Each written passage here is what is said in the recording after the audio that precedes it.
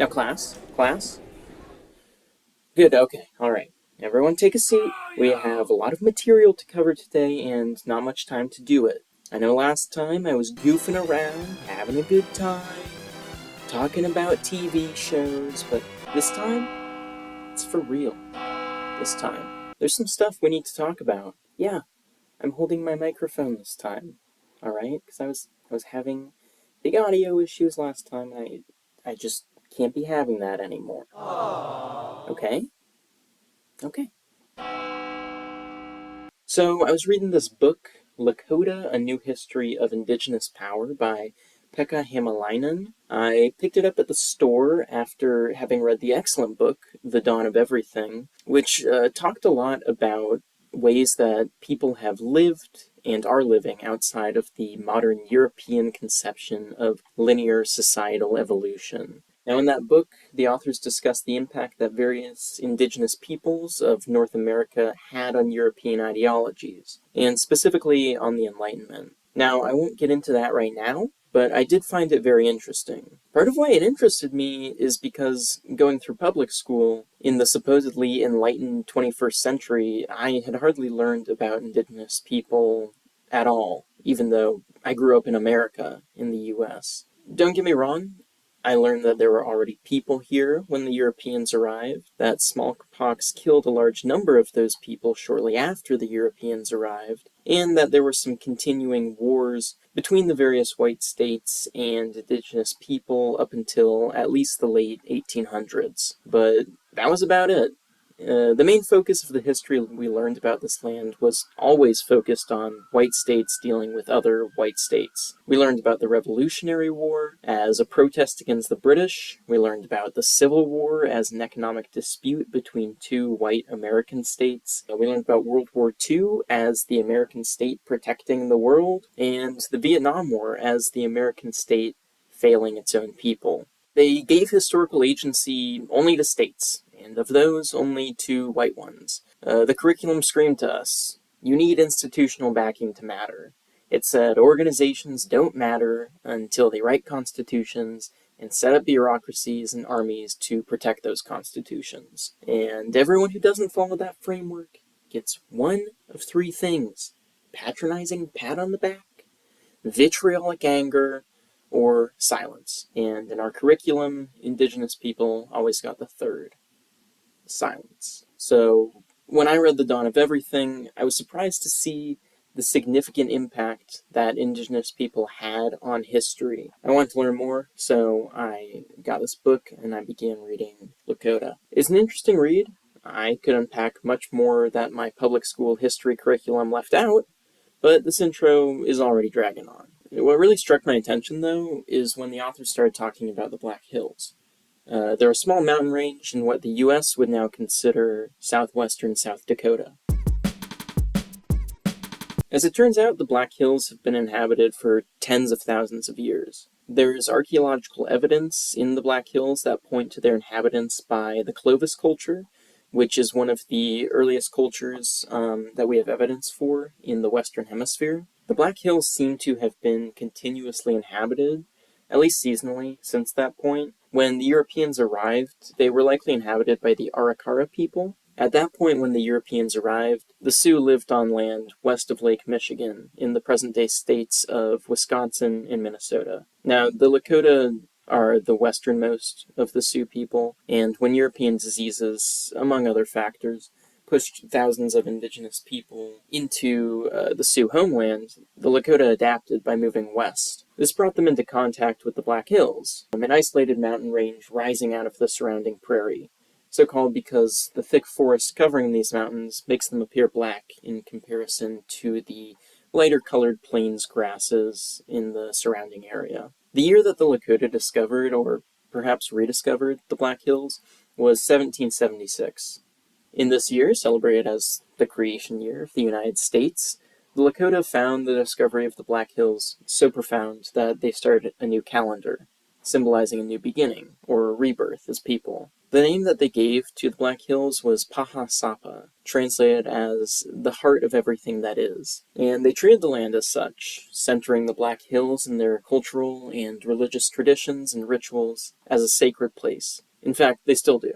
The Lakota were powerful enough in their dominance of the Middle and Upper Great Plains that in 1851 the U.S. came to them and other native groups in the surrounding area. The U.S. was looking to sign a treaty so that white settlers could pass through safely on their way to the California Gold Rush, the Oregon Trail, the Santa Fe Trail, and the Mormon Trail. The result of this was the first Treaty of Fort Laramie, in which the U.S. agreed that the entirety of the Black Hills region, and some surrounding territory as well, was domain of the Sioux people. Now, that treaty was broken almost immediately by the U.S. government, who reduced the annuities that they had promised to pay to the signatory native peoples drastically just a year after they signed the treaty. So shortly thereafter, it was succeeded by the Second Treaty of Fort Laramie in 1868. This treaty still gave the Sioux domain over the Black Hills region. However, by 1870, white people were growing quite excited about the prospect that there were gold deposits in the Black Hills, and as you might expect, settlers didn't care to let a government treaty deter them from seeking wealth.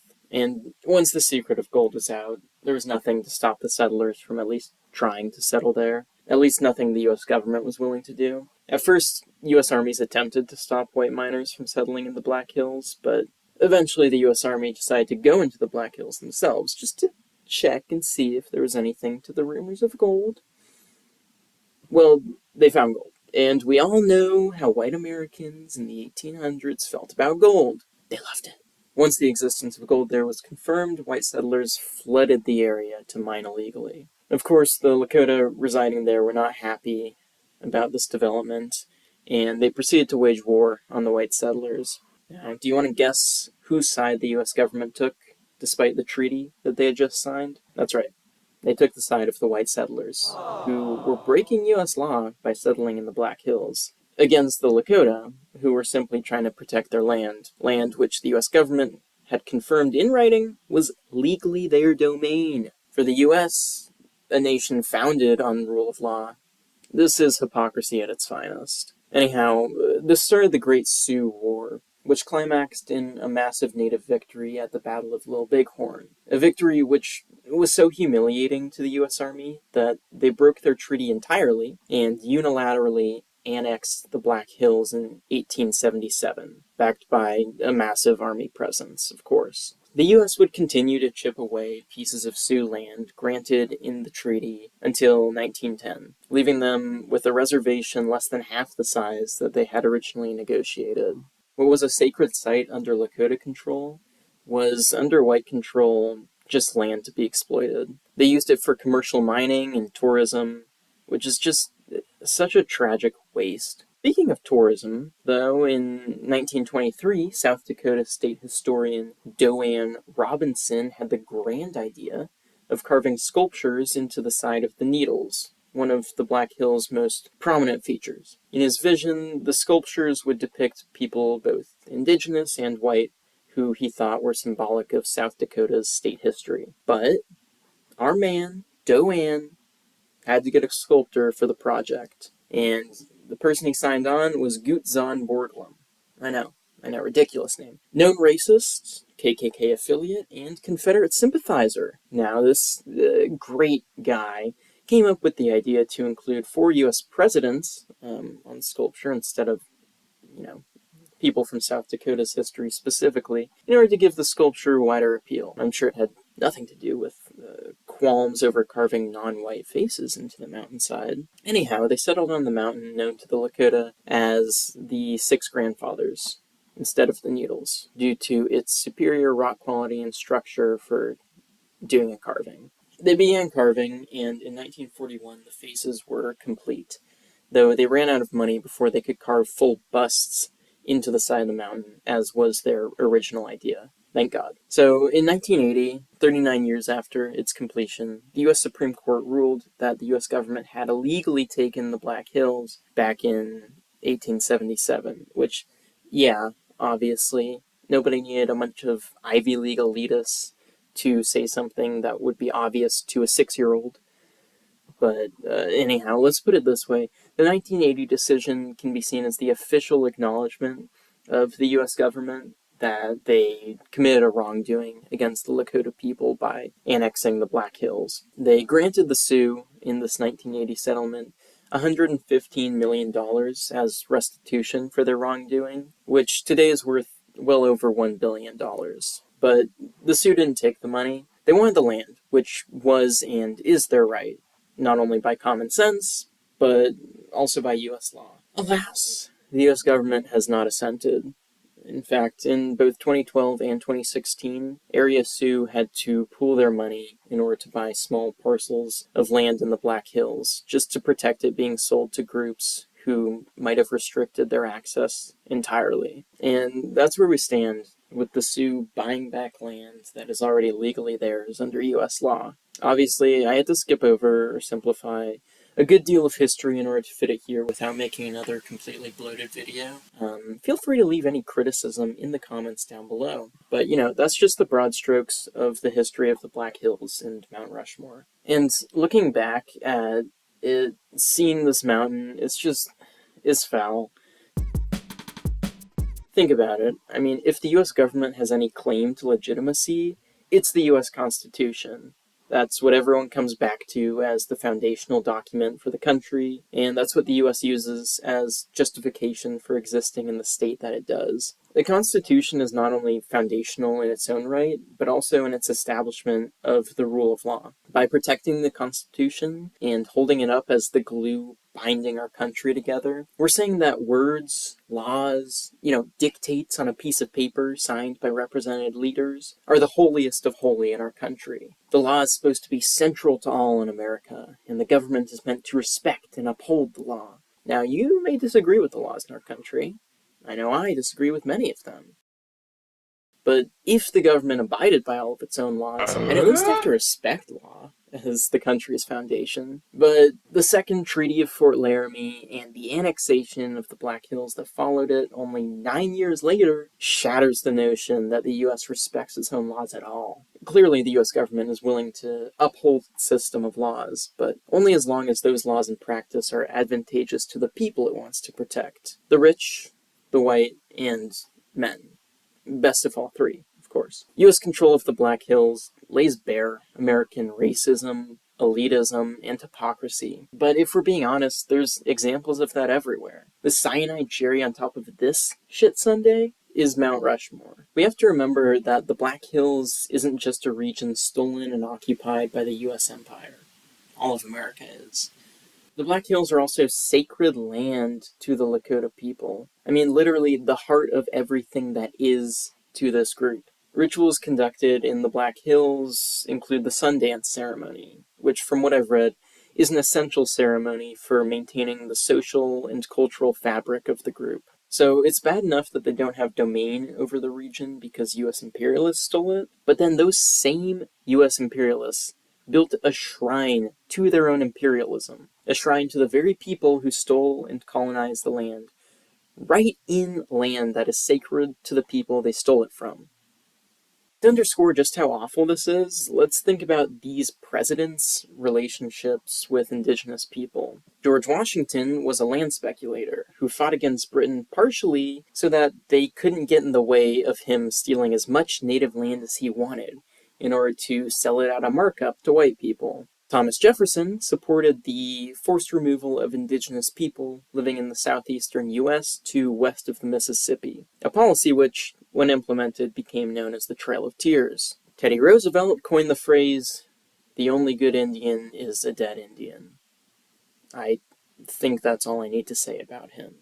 Lincoln, the day after he signed the Emancipation Declaration, ordered the mass execution of 38 Dakota people in Mankato, Minnesota, who did not receive fair trials under U.S. law. Now, I know that analogies regarding pain can be problematic, but it'd be hard not to compare this to Germans carving the faces of Nazi high commanders into the side of the Temple Mount.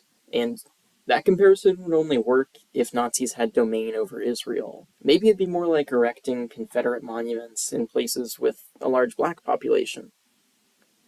Oh, wait. Hello, darkness, my old... I would love to go into U.S. support of Confederate monuments and the whole hypocrisy around that, but that's too big of a topic, and we'll have to save that larger discussion for another video. For now, I'd just like to note that the head of Mount Rushmore's carving that we mentioned earlier, ridiculously named Gutzon Borglum, was also for a time the head of the Stone Mountain carving in Georgia. That carving, Stone Mountain, is a massive tribute to Confederate generals, carved into the side of a prominent mountain in the state with the fourth highest percentage of black residents in the nation, including DC, of course.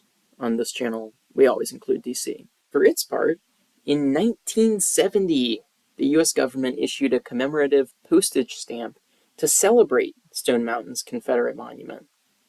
But I digress. The carving of Mount Rushmore is a vile, repulsive act of imperialist bravado, and it just goes to show how little the US government cares about anyone who isn't white. I can't say what should be done with Mount Rushmore specifically. That's up to the Sioux people to decide, but I can say for certain that the US should relinquish control of the Black Hills to the Sioux people. I know that white people who live in the region now didn't steal the land themselves, and many of them would probably say it's unfair to ask them to give up control of the lands. But those lands were unjustly taken by the US in the first place, and, barely more than 150 years ago. All of the native groups in the US deserve their land back. And I can't say how that should happen, because that's a big and complicated question. Then, of course, there's the bigger philosophical question of what the expiration date on restitution is, or if there is one. But I can say that giving back the Black Hills,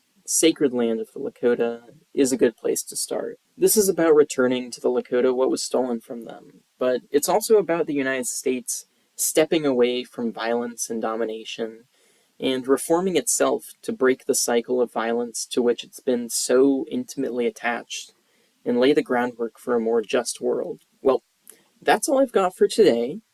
I was thinking about posting content like this to a different channel, since I was going to use this channel just for entertainment media reviews, but then I thought, screw it. So, this is a history video about a difficult topic, so please let me know in the comments if anything I said was inaccurate, misleading, or harmful to oppressed peoples in any way. You just want to leave your opinion, of course you're free to do that as well. So if you're one of the 5 people who sees my previous video and this video, let me know what sort of content you prefer. Who knows, maybe I'll even take your comments into account. Anyhow, hit the like, hit the subscribe, hit the US government in the face until they forget what Manifest Destiny is. And as always, don't forget to pack your lunch. Mommy loves you. Mwah!